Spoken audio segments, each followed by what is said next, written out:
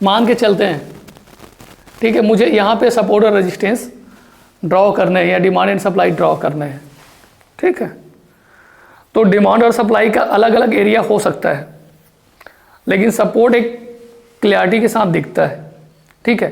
कुछ लोग बोलते हैं जहाँ बार बार प्राइस आ रहा है वो क्या है, डिमांड एरिया है, और जहाँ से बार बार रिजेक्ट हो रहा है वो क्या है, सप्लाई एरिया है। लेकिन मेरे हिसाब से वो मैं वैसा नहीं देखता, मैं अलग तरीके से देखना पसंद करता हूँ।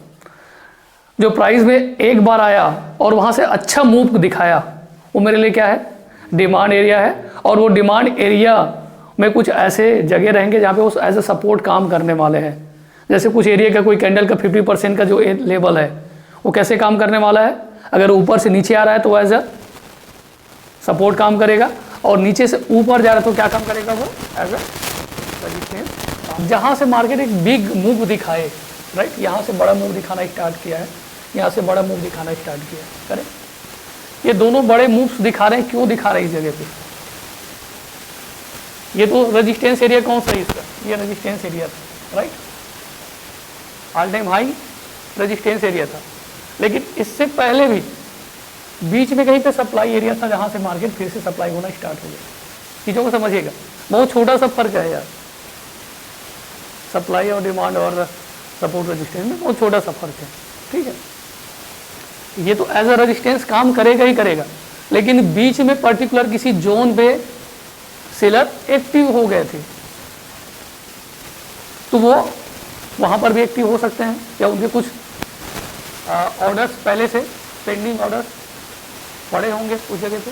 तो जैसे उस जगह पे ऑर्डर आता है, प्राइस आता है, वहाँ से ऑर्डर ये क्या करता है, लेता है, मैच करता है, और फिर जिस डायरेक्शन में उनको जाना होता है उस डायरेक्शन में मार्केट चलना स्टार्ट कर देता है। तो यहाँ पे इसको मैं एज अ रेजिस्टेंस मानूंगा। लेकिन इस बीच में अगर हम छोटे टाइम फ्रेम में और जाके देखेंगे तो मार्केट रुका हुआ था, या बड़े टाइम फ्रेम में भी आप देखेंगे तो यहाँ पे एक गैप एरिया था, राइट। गैप एरिया के साथ साथ क्या था इस जगह पे, आप देखिए 1 2 3 डेज कंटिन्यूशन में क्या था प्राइस इस जगह पे, ये प्राइस क्या था इस जगह पे, सपोर्ट ले रहा था, राइट, है ना, जैसे हम लोग पढ़ते हैं ना सपोर्ट की बात, तो सपोर्ट ले रहा था। तो support act as an resistance. Support कैसा काम करेगा, जब बाद में प्राइस वहां पे आएगा तो रेजिस्टेंस के रूप में काम करेगा। तो यहाँ पर क्या हुआ प्राइस, राइट। तो ये एक पर्टिकुलर किसी भी प्राइस का एक्शन है, जैसे सिंपल से समझिए, ये ऊपर गया प्राइस, यहाँ जगह 2 बार 3 बार रुका, मतलब सपोर्ट ले रहा था, सपोर्ट लेके प्राइस ने क्या किया, इसको ब्रेक कर दिया।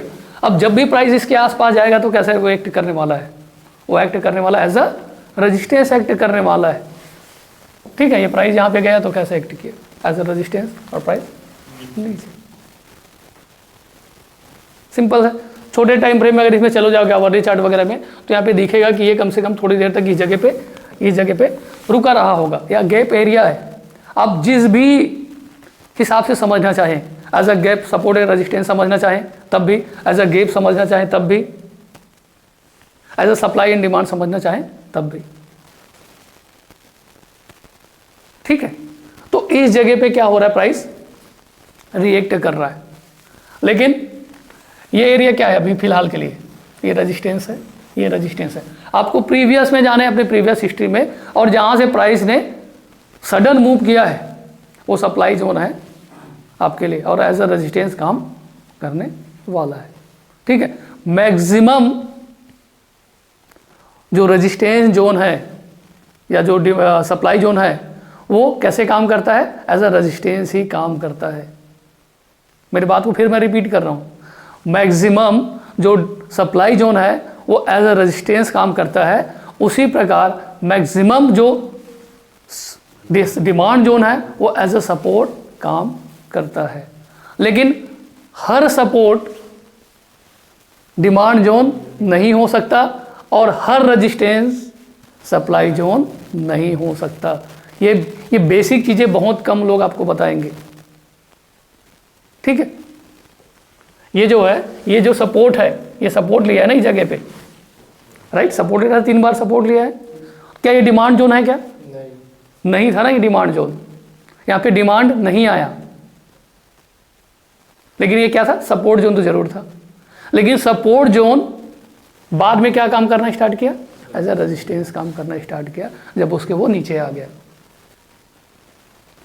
तो ये बेसिक छोटा सा फर्क है जहाँ पे लोग कंफ्यूज हो जाते हैं। ठीक है, अब मुझे अगर ड्रॉ करना है, मुझे ड्रॉ करना है तो मैं क्या ड्रॉ करूँगा, यहाँ पे ये जो लास्ट का जो स्विंग वाला कैंडल दिखेगा, ऊपर वाला कैंडल, उसको मैं सिंपल तरीके से क्या करना पसंद करूँगा, ड्रॉ करना पसंद करूँगा। और वो पर्टिकुलर जो जोन है वो मेरे लिए क्या है, एज अ सप्लाई जोन है। चलो डिमांड की बात कर लेते हैं। चले अभी डिमांड की बात हो रही थी। यहाँ पर क्या हो रहा है, इस जगह पे यहाँ पे आया, प्राइस ने बहुत अच्छा मूवमेंट दिखाया क्या, नहीं। लेकिन इस प्राइस पे आने के बाद, इस जगह पे पर्टिकुलरली छोटा सा कैंडल के पास आने के बाद प्राइस कंटिन्यूशन में मूव किया। ठीक है, क्यों मूव किया, इसका रीजन क्या था, यहाँ पे एक प्राइस पैटर्न भी बना, दिख रहा होगा आप लोगों को, ये प्राइस पैटर्न भी बना। पैटर्न के साथ साथ इसी जगह से मूवमेंट आया है तेजी से। तो मेरे लिए क्या होगा, अगर मुझे यहाँ पे एक जोन ड्रॉ करना है तो मैं क्या करूँगा, सिंपल सा 2 लाइन खींचने वाला हूँ इस जगह पे। ये सबसे पहले कौन सा लाइन खींचूंगा मैं, ये ऊपर वाला लाइन, ये, और दूसरा कौन सा खींचने वाला हूँ मैं, ये पर्टिकुलर जो जोन है, सॉरी मैं इधर ये हटाया नहीं था, आप लोग बोलते भी नहीं, हटाया नहीं सर करके। अच्छा हाँ ठीक है, यहाँ पर मैं एक लाइन ड्रॉ कर दिया हूँ, एक बार फिर से मैं ड्रॉ करता हूँ आपके लिए, ठीक है, ताकि आपको समझ आए। इसमें इतना टाइम इसीलिए दे रहा हूँ क्योंकि ये बहुत इंपॉर्टेंट क्लास है। ठीक है, ये टॉपिक बहुत ज़रूरी है क्योंकि मार्केट इसी पे चलना है। ये एक लाइन खींचा और दूसरा लाइन मैं कहाँ खींच दिया, इसके लोअर वीक में। इस बॉडी को कवर किया मैंने पहले वाले में ऊपर तरफ से, और नीचे वाले वीक तक कवर किया। ये जोन मेरे लिए क्या है, ये मेरे लिए एज अ डिमांड जोन है। रीजन क्या है, क्योंकि यहीं से ही डिमांड का ओरिजिन हुआ था और मार्केट कंटिन्यूशन में ऊपर चला गया था। ठीक है, अभी ये फ्रेश डिमांड जोन है क्योंकि यहाँ पे प्राइस अभी एक आध बार और आया होगा, हाँ आया था, लेकिन इस जगह पे ये नहीं था। ये नया डिमांड जोन बनाया मार्केट ने। ठीक है, ये नया डिमांड जोन का क्यों बनाया ये भी समझने की जरूरत है। प्राइस यहाँ तक, ये तो एक था पहले डिमांड जोन, फिर ऊपर में नया डिमांड जोन बना। मतलब क्या, लोगों को प्राइस यहाँ तक आने का वेट नहीं कर रहे हैं, उनको लग रहा है कि यही प्राइस भी सही है, इस प्राइस में मुझे खरीद लेना चाहिए। नया डिमांड जोन बना। ठीक है, मैं क्या बोला हूँ कि जब भी प्राइस आता है तो एक पर्टिकुलर एरिया में एज अ सपोर्ट काम करता है। फॉर एग्जाम्पल इसको मैं अगर ले लूँ, अब प्राइस में चले जाते हैं, प्राइस रेंज में, यहाँ पे ये दिख रहा है प्राइस रेंज, यहाँ पे लिखा हुआ है, ये प्राइस रेंज दिख रहा है लिखा हुआ, ये नीचे में प्राइस रेंज। इसको मैं क्लिक करता हूँ और ये नीचे वाले जो एरिया से एग्जैक्ट ऊपर वाले एरिया तक मैं इसको ऐसा ड्रॉ कर देता हूँ इस तरीके से, क्योंकि प्राइस हाईएस्ट यही गया था। राइट, कितना गया, 7,286 पॉइंट गया। इसको 50% करो, कितना होता है, 7,200 को 3,600 के आसपास होएगा। इसको 3,600 के आसपास हम लाते हैं। मुझे ऐसा लगता है कि 3,600 के आसपास का एरिया क्या रहेगा हमारे लिए, ऐसा क्या हुआ इस जगह पे। इसको और बड़ा करूं क्या, मैं कर देता हूं आपके लिए बड़ा, ताकि आपको 3,600 के आसपास आना चाहिए। राइट, क्या हुआ इस जगह पे, एग्जैक्ट 50% के आसपास नया डिमांड आना स्टार्ट हो गया। यही हुआ ना, एग्जैक्ट कहां पे आया, ये 50% नया डिमांड जोन बनना स्टार्ट हो गया। ठीक है, ये हमारे लिए क्या है, अभी फ्रेश डिमांड जोन है। इसको मैं हटाता हूं पहले अब। ठीक है, तो मेरे लिए क्या है, ये फ्रेश डिमांड जोन है। जब भी इस फ्रेश डिमांड जोन में प्राइस पहली बार आएगा तो क्या करेगा, क्या करेगा इस जगह से, अगर ऊपर नहीं जाएगा तो कम से कम रिस्पेक्ट करेगा उस जगह पे, वो वेट करेगा कुछ टाइम। अगर एक अच्छा साइडवेज भी हो सकता है सर उस जगह, हाँ साइडवेज भी हो सकता है, लेकिन अगर साइडवेज हो गया उस जगह पे तो मानिए वो डिमांड जोन नहीं है, वो डिमांड जोन की तरह काम नहीं कर रहा है। डिमांड जोन में हमेशा उसको एक करंट जैसा बड़ा कैंडल बनना चाहिए। रिवर्सल बनना चाहिए उस जगह पे। यहाँ पे क्या बन रहा है? रिवर्सल। कौन सा कैंडल बना? हैमर कैंडल बना। क्लियर है? तो ये टूटने का इसका संभावना क्या रहता है सर? इसका टूटने का संभावना ये रहेगा कि यहाँ पे वो वेट करना स्टार्ट कर देगा। जैसे यहाँ पे प्राइस आया तुरंत सडन, ठीक है, और एग्जैक्ट इस जगह से प्राइस ने रिवर्सल ले लिया, ठीक है। टूटने की संभावना तब रहेगा जब प्राइस इस जगह पे आके वेट करना स्टार्ट कर दे, इसी जगह पे चिपका रहे। एक चीज़ और समझिए, कभी भी प्राइस क्या करता है, प्राइस अगर इस तरीके से मूव कर रहा है ऊपर, राइट, और ये क्या है? रेजिस्टेंस एरिया है।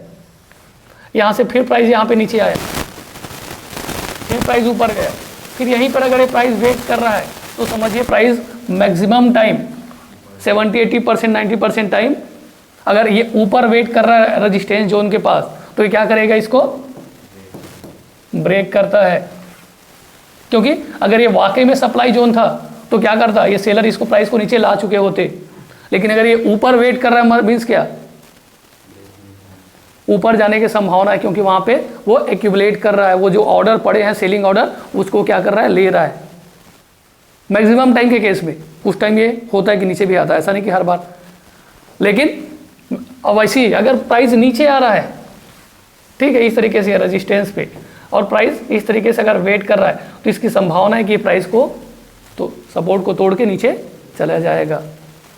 डिमांड को वहाँ पे मतलब डिमांड नहीं है, डिमांड होता तो ये प्राइस ऊपर मूव कर देता। वेट क्यों करता है इतना? तो अगर बहुत समय तक वेट कर रहा है किसी जगह पे जाके, अगर ये डिमांड एरिया था, देखो एक बार आया, फिर दोबारा जैसे इसके भीतर आया रिवर्स।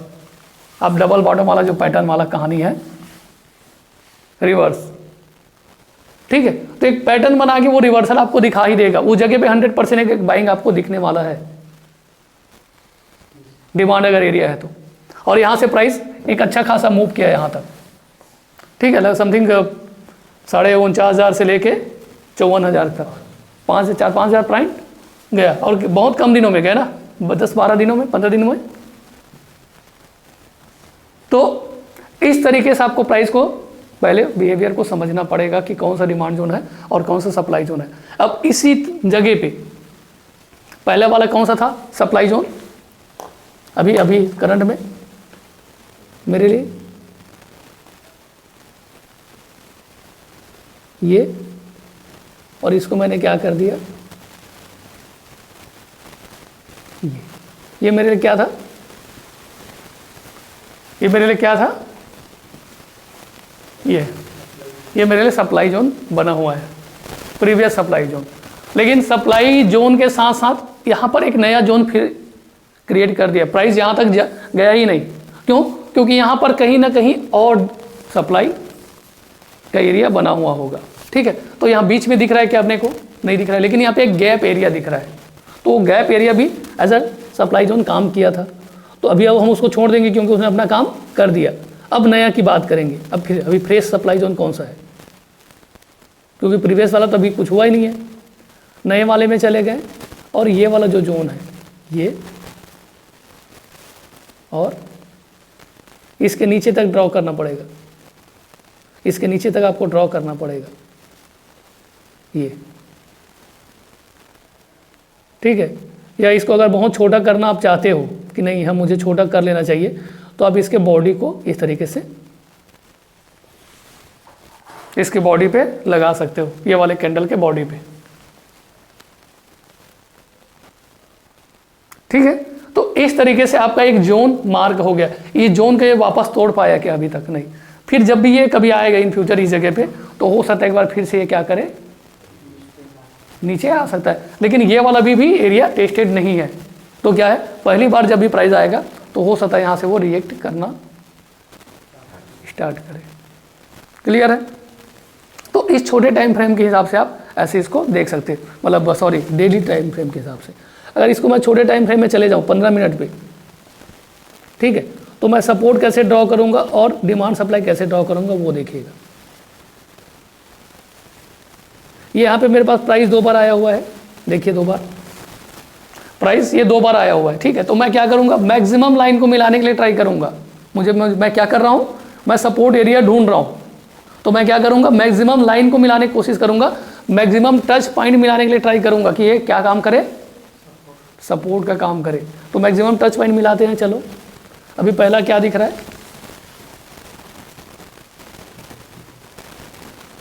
ये एरिया दिख रहा है अभी मुझे फिलहाल, ये एरिया दिख रहा है, ये भी एरिया दिख रहा है। ठीक है, अगर ये तीनों एरिया को अगर मैं इस तरीके से ड्रॉ करूं, ठीक है, तो ये ठीक है, एक एरिया बन गया पहला।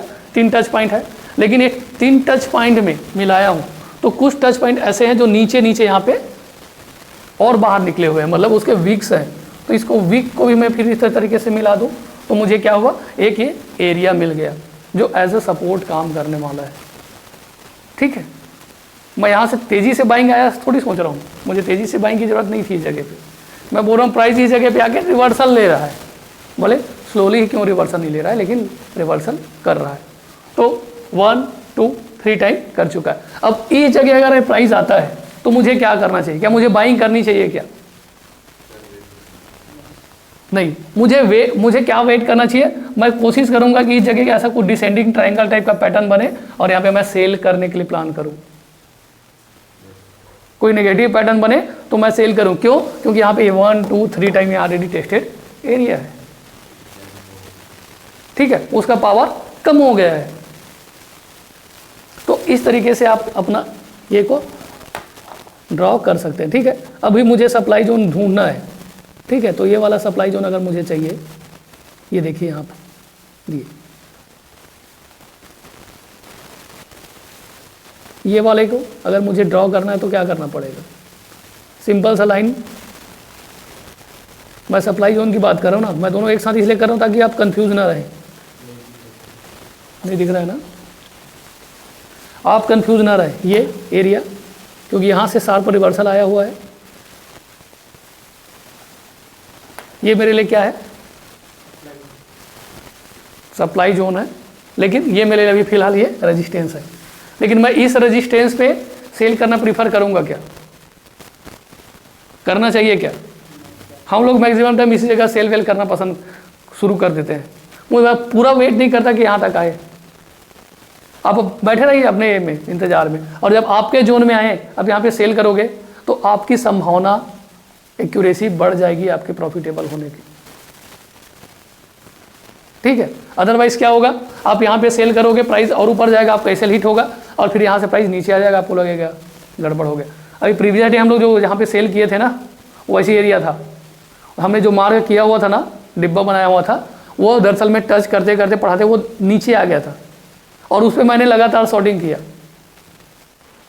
मैंने ध्यान नहीं दिया कि मैं गलतियाँ होती है, मैंने ध्यान नहीं दिया, वो नीचे आ गया था। करना अपने को यहाँ पर था, ठीक है, और हम कर दूसरे जगह रहे थे। तो ये दिक्कतें आपको बार बार फेस करना पड़ सकता है अगर आप सही सप्लाई जोन और सही डिमांड जोन मार्क नहीं करते हैं। तो थोड़ा बहुत ऊपर नीचे जा सकता है, ऐसा नहीं है, लेकिन आते ही मैं सेल कर दूं क्या? नहीं, मैं वेट किया हूँ, ये नेगेटिव ऐसे आते ही मैंने सेल किया क्या इस जगह पे? नहीं, मैंने वेट किया एक नेगेटिव कैंडल बनने का, और यहाँ पे ये नीचे आया हुआ है। अब अगले बार जब भी आएगा तब मैं यहाँ पे सेल करने के लिए रहूँगा। जैसे इस जोन पे आएगा मैं सेल करूँगा और ऊपर अपना एसएल लेके बैठे रहूँगा। अगर वो मेरा एसएल लेके ऊपर निकल गया तो कोई बात नहीं, छोटा सा एसएल है, लेकिन पाने के लिए कितना बड़ा जगह है, इतना बड़ा जगह है मेरे लिए। खोने के लिए इतना सा, पाने के लिए इतना सा, यही तो ट्रेडिंग है यार।